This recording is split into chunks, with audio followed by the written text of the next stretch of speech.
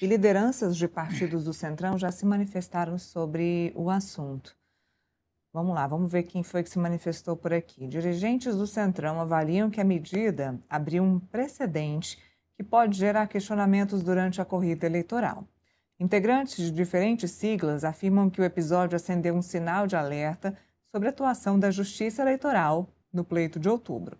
A questão, segundo eles, passa a ser acompanhada com atenção por dirigentes partidários, marqueteiros e advogados. Embora evitem críticas públicas ao TSE, essas lideranças defendem que eventuais restrições à divulgação de pesquisas devem estar amparadas em fundamentos técnicos robustos para evitar questionamentos sobre segurança jurídica. Nossa análise aqui está melhor do que a do Centrão, viu, Felipe? Porque Muito melhor. nossa análise Muito aqui está melhor. muito melhor que a do Centrão, que está dizendo aqui que o problema é só jurídico, questionamento jurídico, mas eles batem na mesma tecla que a gente, que falta embasamento técnico robusto para que o TSE possa tomar essa decisão. Qual é o embasamento do ministro Nunes Marques? Qual é a competência do Tribunal Superior para analisar se uma pesquisa ou uma metodologia pode ou não estar sendo validada para as eleições de 2026, ou tirar uma metodologia do ar, né? Os centros e os institutos de pesquisa estudam muito antes de colocar uma pesquisa dessa no ar. Você veja, a Atlas Intel é muito forte nos Estados Unidos e certamente traz esse viés de pesquisas de lá para serem aplicadas aqui no Brasil também. Então, não tiram isso da cabeça do nada, são pesquisas que são trazidas depois que essa metodologia é aplicada, estudada e entendida para ser aplicada também ao público e ao eleitor brasileiro. E naquele momento, era sim necessário entender de que forma tinha reverberado o áudio e a amizade, a parceria entre Daniel Worcaro e o pré-candidato da direita, o único mais forte, pré-candidato da direita à presidência da República. Então, de fato, era importante saber isso, até para o próprio Flávio Bolsonaro poder se encaminhar, né? A pesquisa de intenção de voto ela é boa para ambos os lados. E por mais que seja uma fotografia de momento, ela vai te encaminhar na sua campanha eleitoral. Os próprios partidos fazem, né, Felipe? Eles fazem as pesquisas internas para entender como é que a própria equipe de marketing ou equipe de campanha de cada candidato vai ter que seguir a partir das pesquisas internas. O que as pesquisas internas do partido mostram? Aí sim, eles direcionam as suas campanhas. Então, as pesquisas são muito importantes para os próprios candidatos direcionarem as suas pesquisas para estados diferentes, por comportamento diferente. Então, talvez tenha sido mais um tiro no pé do Flávio Bolsonaro. Está escondendo o quê, né? Mais uma vez, tentando se livrar do assunto Daniel Worcaro, falta explicação e não fugir do assunto. Mais uma vez, fugindo do assunto.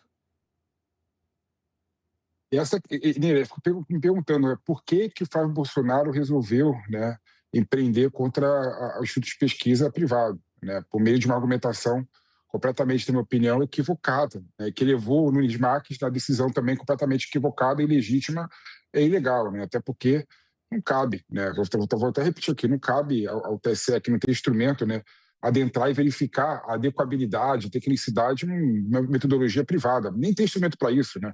O Nunes Marques não é formado em estatística, é formado em direito, né? Então não dá para ele apontar e falar, essa metodologia está errada, né? Não dá para ele apontar para o médico e falar assim, o seu procedimento é inadequado, está errado, né? Então vou dar uma canetada aqui, né? Assim com o contador, assim com o jornalista. Não tem nenhum sentido isso, de uma lógica é isso, né? Então quando o Flávio Bolsonaro faz esse tipo de expediente, na minha opinião, mostra um claro desespero e mostra um claro também problema de gestão de campanha mesmo, né? Estratégia de campanha, né? Aí você entende o porquê que ele não conseguiu, né, estrategicamente estancar a questão do Banco Master e a questão da relação dele com o Daniel Worcaro, né? Falta realmente estratégia na campanha dele, falta realmente um esclarecimento claro, né, sobre o assunto, né?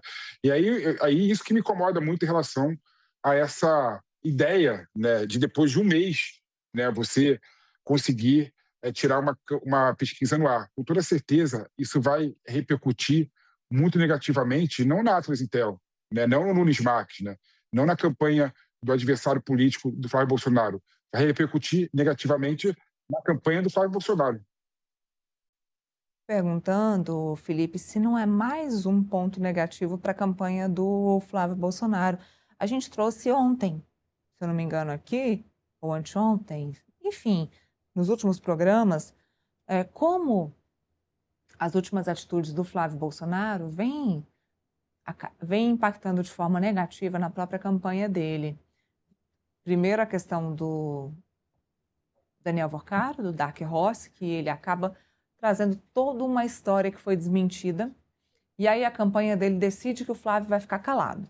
O Flávio não vai falar mais nada sobre esse assunto. Aí depois ele concede uma coletiva, não foi bem uma coletiva, ele acaba falando, não deixa os jornalistas perguntarem, ele acaba falando sobre o encontro dele com o Vorcaro, depois que o Vorcaro já havia sido preso.